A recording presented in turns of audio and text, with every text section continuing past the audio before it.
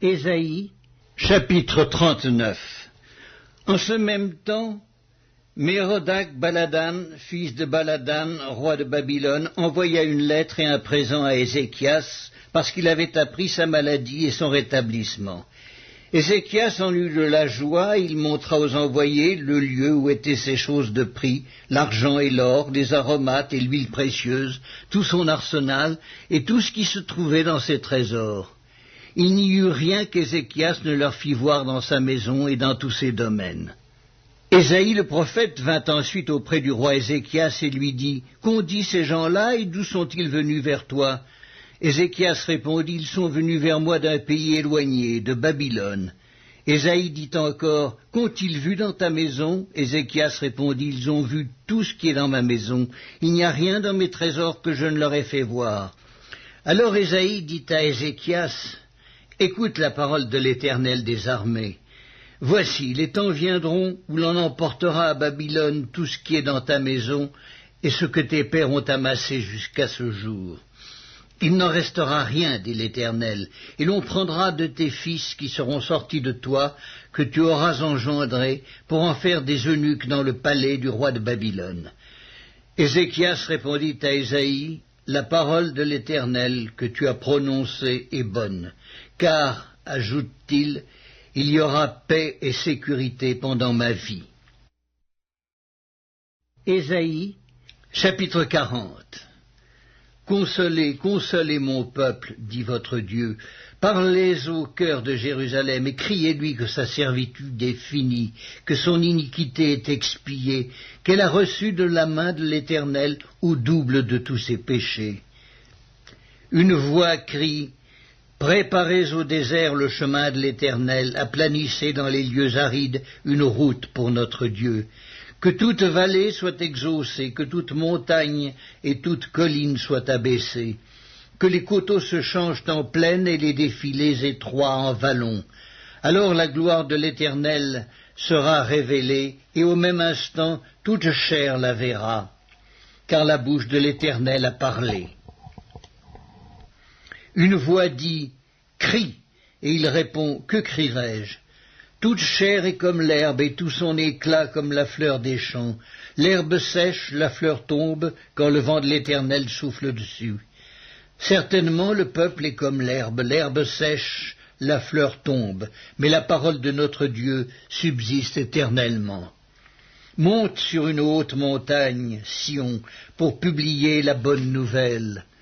Élève avec force ta voix, Jérusalem, pour publier la bonne nouvelle. Élève ta voix, ne crains rien. Dis aux villes de Juda, voici votre Dieu. Voici le Seigneur, l'Éternel vient avec puissance, et de son bras il commande. Voici, le salaire est avec lui et les rétributions le précèdent. Comme un berger, il paîtra son troupeau, il prendra les agneaux dans ses bras et les portera dans son sein. Il conduira les brebis qui allaitent. Qui a mesuré les eaux dans le creux de sa main, pris les dimensions des cieux avec la paume et ramassé la poussière de la terre dans un tiers de mesure? Qui a pesé les montagnes au crochet et les collines à la balance? Qui a sondé l'esprit de l'Éternel et qui l'a éclairé de ses conseils? Avec qui a-t-il délibéré pour en recevoir de l'instruction? Qui lui a appris le sentier de la justice? Qui lui a enseigné la sagesse et fait connaître le chemin de l'intelligence? Voici, les nations sont comme une goutte d'un seau, elles sont comme de la poussière sur une balance. Voici, les îles sont comme une fine poussière qui s'envole. Le Liban ne suffit pas pour le feu et ses animaux ne suffisent pas pour l'Holocauste. Toutes les nations sont devant lui comme un rien, elles ne sont pour lui que néant et vanité. À qui voulez-vous comparer Dieu et quelle image ferez-vous son égal? C'est un ouvrier qui fond l'idole et c'est un orfèvre qui la couvre d'or et y soude des chaînettes d'argent. Celui que la pauvreté oblige à donner peu choisit un bois qui résiste à la vermoulure. Il se procure un ouvrier capable pour faire une idole qui ne branle pas. Ne le savez-vous pas? Ne l'avez-vous pas appris?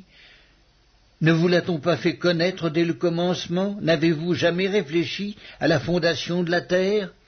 C'est lui qui est assis au-dessus du cercle de la terre, et ceux qui l'habitent sont comme des sauterelles. Il étend les cieux comme une étoffe légère, il les déploie comme une tente pour en faire sa demeure. C'est lui qui réduit les princes au néant et qui fait des juges de la terre une vanité. Ils ne sont pas même plantés, pas même semés. Leur tronc n'a pas même de racines en terre. Il souffle sur eux et ils se dessèchent, et un tourbillon les emporte comme le chaume. À qui me comparerez-vous pour que je lui ressemble? Dit le saint. Levez vos yeux en haut et regardez. Qui a créé ces choses? Qui fait marcher en ordre leur armée? Il les appelle toutes par leur nom. Par son grand pouvoir et par sa force puissante, il n'en est pas une qui fasse défaut. Pourquoi dis-tu, Jacob, pourquoi dis-tu, Israël, ma destinée est cachée devant l'Éternel, mon droit passe inaperçu devant mon Dieu. Ne le sais-tu pas, ne l'as-tu pas appris? C'est le Dieu d'éternité, l'Éternel, qui a créé les extrémités de la terre. Il ne se fatigue point, il ne se lasse point. On ne peut sonder son intelligence. Il donne de la force à celui qui est fatigué, et il augmente la vigueur de celui qui tombe en défaillance. Les adolescents se fatiguent et se lassent, et les jeunes gens chancellent.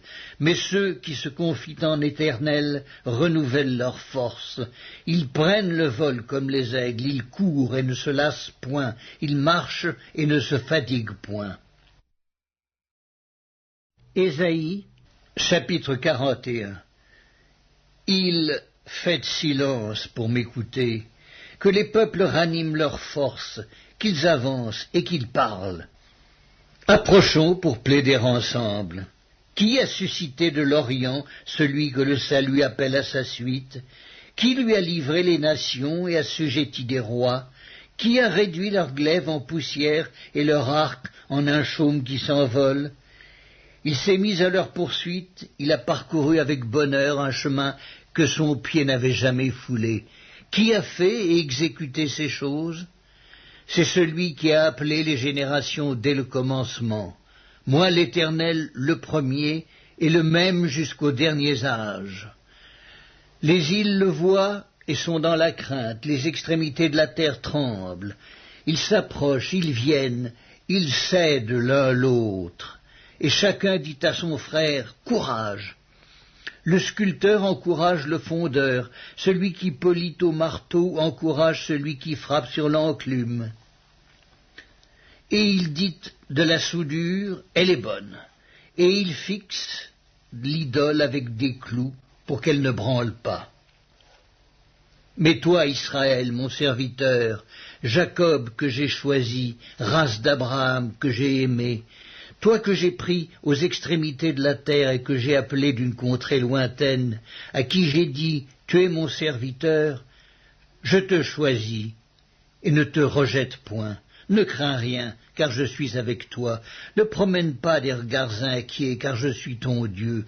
Je te fortifie, je viens à ton secours, je te soutiens de ma droite triomphante. Voici, ils seront confondus, ils seront couverts de honte, tous ceux qui sont irrités contre toi.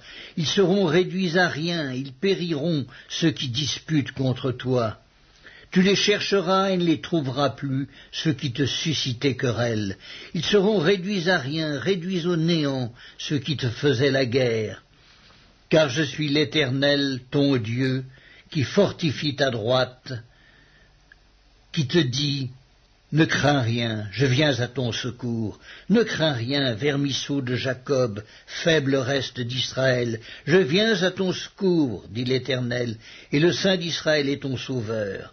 Voici, je fais de toi un traîneau aigu, tout neuf, garni de pointes. Tu écraseras, tu broieras les montagnes, et tu rendras les collines semblables à de la balle. Tu les vanneras, et le vent les emportera, et un tourbillon les dispersera. Mais toi, tu te réjouiras en l'Éternel, tu mettras ta gloire dans le Saint d'Israël. Les malheureux et les indigents cherchent de l'eau, et il n'y en a point. Leur langue est desséchée par la soif. Moi, l'Éternel, je les exaucerai. Moi, le Dieu d'Israël, je ne les abandonnerai pas. Je ferai jaillir des fleuves sur les collines et des sources au milieu des vallées. Je changerai le désert en étang et la terre aride en courant d'eau. Je mettrai dans le désert le cèdre, l'acacia, le myrte et l'olivier. Je mettrai dans les lieux stériles le cyprès, l'orme et le buis, tous ensemble, afin qu'ils voient, qu'ils sachent, qu'ils observent et considèrent que la main de l'Éternel a fait ces choses, que le Saint d'Israël en est l'auteur.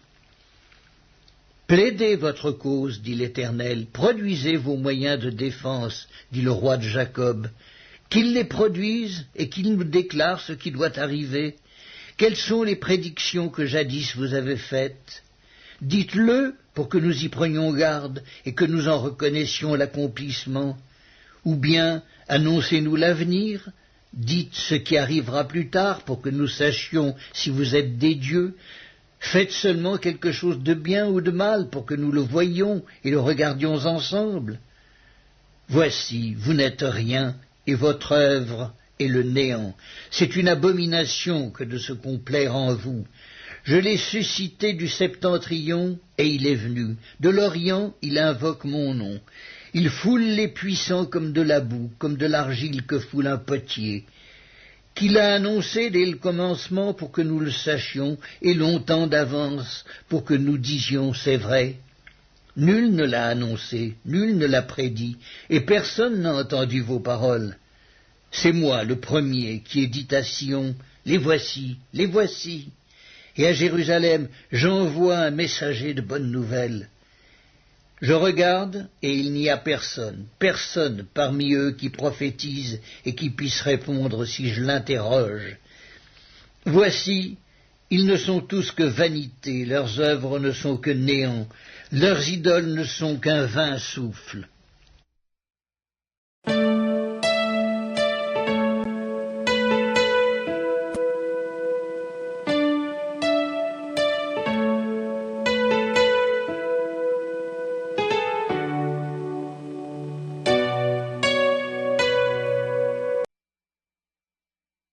L'épître de Paul aux Romains, chapitre 14. Faites accueil à celui qui est faible dans la foi et ne discutez pas sur les opinions. Tel croit pouvoir manger de tout, tel autre qui est faible ne mange que des légumes, que celui qui mange ne méprise point celui qui ne mange pas, et que celui qui ne mange pas ne juge point celui qui mange, car Dieu l'a accueilli. Qui es-tu, toi, qui juges un serviteur d'autrui ? S'il se tient debout ou s'il tombe, cela regarde son maître, et il se tiendra debout, car le Seigneur a le pouvoir de l'affermir.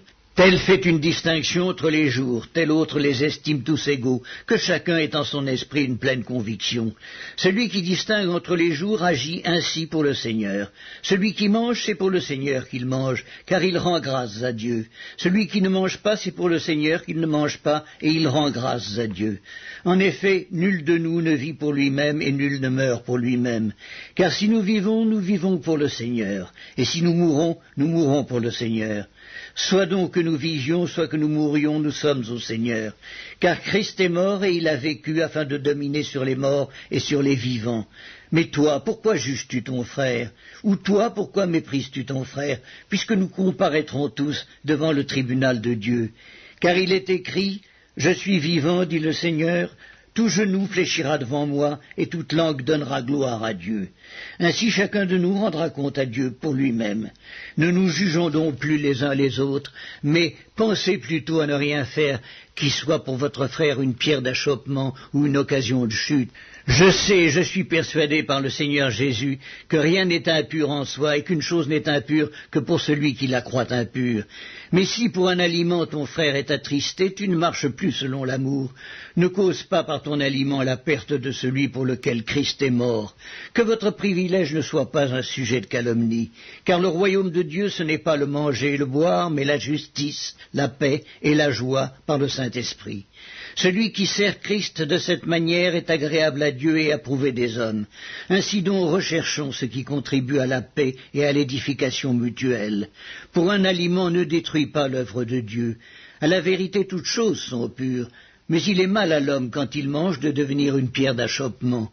Il est bien de ne pas manger de viande, de ne pas boire de vin, et de s'abstenir de ce qui peut être pour ton frère une occasion de chute, de scandale ou de faiblesse. Cette foi que tu as, garde-la pour toi devant Dieu. Heureux celui qui ne se condamne pas lui-même dans ce qu'il approuve. Mais celui qui a des doutes au sujet de ce qu'il mange est condamné parce qu'il n'agit pas par conviction. Tout ce qui n'est pas le produit d'une conviction est péché.